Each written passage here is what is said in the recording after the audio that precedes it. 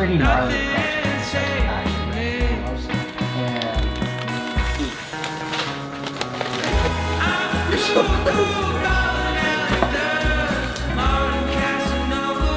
Tents, jet boils, fuel canisters, tree, breakfast and dinners, coffee, and just an instant, regular.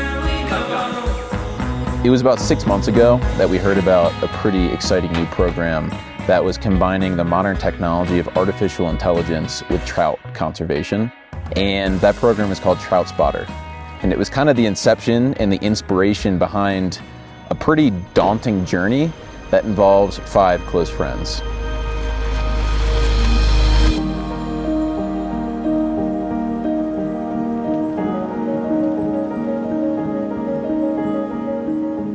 Trout Spotter is a program that puts the power of AI in the hands of anglers. And our hope is that it can transform the way we do fish biology. It can work anywhere, and it can really be a game changer because it gets anglers in the game in a new way for understanding fish population dynamics and estimating trends. From an angler's perspective, all you do is catch a fish, take a photo, and hit go. You'll be using the OnWater app. They're great partners in this work. Also, Trout Unlimited chapters across the country are getting involved. We've developed a computer vision model to learn the individual identity of these trout by their spot patterns. It turns out that those spots are really diagnostic. They're a thumbprint, essentially. So what's really revolutionary about this project is that we can connect the dots. We can put power in the hands of anglers to do what they love to do, what they're good at, and for a good cause. We can identify each individual fish with high confidence based on the spot patterns. But we have to be honest, we don't know how this will work for our inland cutthroat trout species. We think it's going to work, but we need anglers to get out there, collect images, and help us discover this. We can find out together.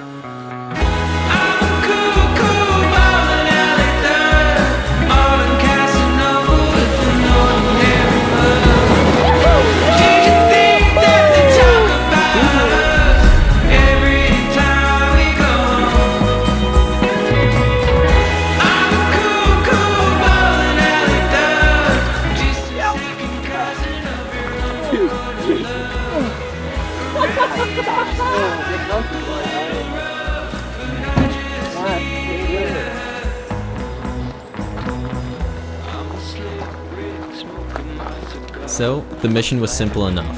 Hike up to the base camp, spend the night, and then climb to the upper lake where we planned to catch and document the first ever Colorado cutthroat trout into the Trout Spotter program. It's safe to say that the 5 of us didn't fully understand what we were getting ourselves into. You know, the outdoors was always something I had access to as a kid, but was never something that I easily found a way into. And so I think fishing was kind of the biggest thing there. And since then, it's been something that I've put a lot of time and effort into, and it brought me out to Colorado. I'd like to say that I'm an outdoorsman, very attracted to wild places, and my true passion lies in photography. And as I grew in that space, I found myself attracted to fly fishing, found myself participating in it more, and finding those more wild places to fly fish and photograph fly fishing. The biggest thing with fly fishing is, where it takes me. And, now I've been able to, get better at the sport and, get into some salt trips, bounce around, do some camping trips with some buddies, out in Montana and Wyoming. So I really just love where fly fishing has taken me.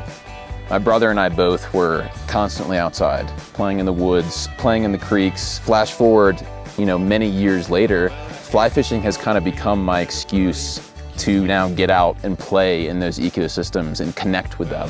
There was this direct correlation between being a good angler and understanding nature. And there's a direct correlation there. And that just drove me to become obsessed with it. I think alpine angling kind of felt like the natural top of the trout fishing chain for me. Having cutthroat trout in an alpine lake kind of be that motivator and be that pot of gold at the end of the rainbow is a really good way to kind of get yourself into a situation where there might be some type 2 fun. I feel good, that slow burn. I love it. I'm sweating like a stuffed pig. It's awesome. Good boy. You don't want to be doing it when you're doing it. But 2 weeks later, when you're sitting back at the office, you can't help but want to be back right in that situation where you were 2 weeks before. That's what I like to think about Type 2 fun. I would say Type 2 fun is carrying a collective 300 pounds worth of gear, some of it being pretty pointless, to about 12,000 feet. Struggle. Yeah. It's those moments that feel like, in a lot of ways, they suck while they're happening. But when you look back at them and reflect on them, most of the time they're the most memorable moments and the ones that make the trips and make the adventures what they really are. The Alpine doesn't care, you know, your gender, your age, your race or religion. You know, it's going to be tough regardless. And that's what I like about it. You know, being a strength and conditioning coach, I tell my athletes all the time, I'm going to get you uncomfortable. And for the Alpine, for me, this is how I get uncomfortable.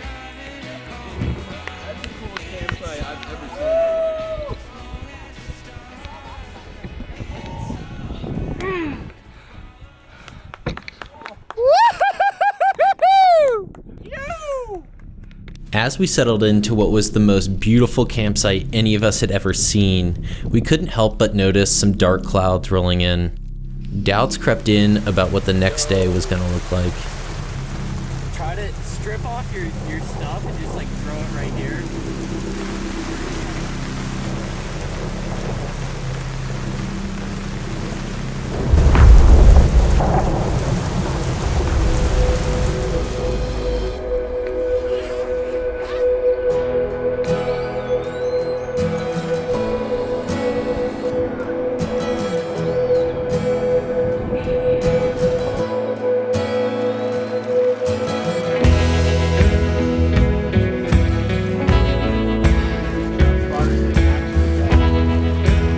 This is such an amazing ecosystem, and it offers such a unique experience. I find that if I can put in a little extra work, just a little extra work, suffer a little bit more pain, and have some of that Type 2 fun to make that all happen, that's worth it in my book. Let's go. That is nice. The vibes just went up here, baby.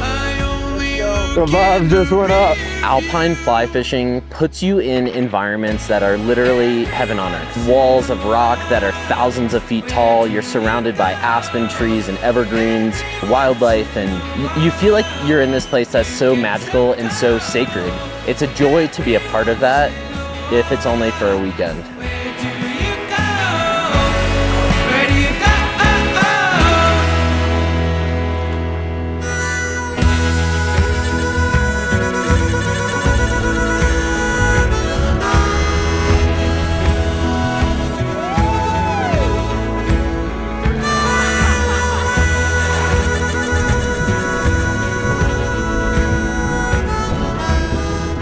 So the cutthroat trout that we caught today was so important and so much fun to catch because this was the first cutthroat trout ever caught, documented, and added to the Trout Spotters program here in the state of Colorado.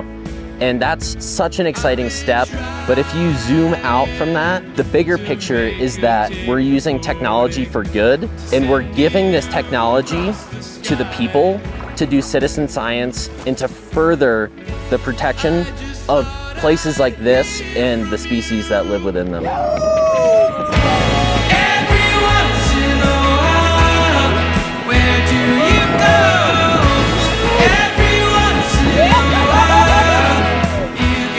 For me, we talked about it being travel and exploration. Like it's a new area you get to see.